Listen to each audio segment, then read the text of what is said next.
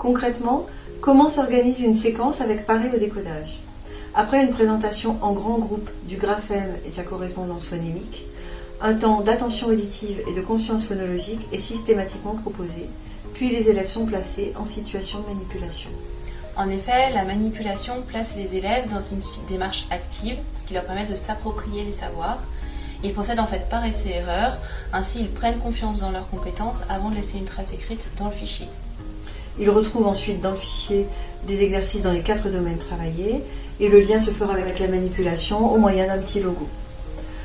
Nous avons également intégré dans le fichier une rubrique intitulée « Je fais travailler ma tête » qui propose des activités relevant des fonctions exécutives.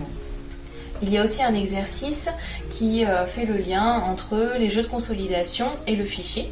Et il y a également un petit logo qui aide les élèves à faire ce lien. De cette manière, une fois que le travail sur le fichier est fini, les élèves sont répartis par groupe de 2 ou 3 et on leur distribue le matériel qui est nécessaire pour réaliser 4 jeux, un par domaine de compétences. Le jeu est un élément essentiel de notre méthode car il permet de soutenir la motivation, de proposer des situations de coopération et d'apprentissage entre pairs, et enfin il permet de façon efficace le réinvestissement des acquis et l'automatisation. Enfin, une application numérique vient compléter par décodage.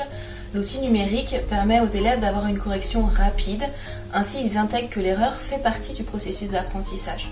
Il permet aussi une utilisation assez libre.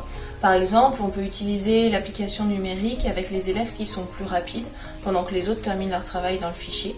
On peut aussi utiliser l'application en APC pour les élèves en difficulté.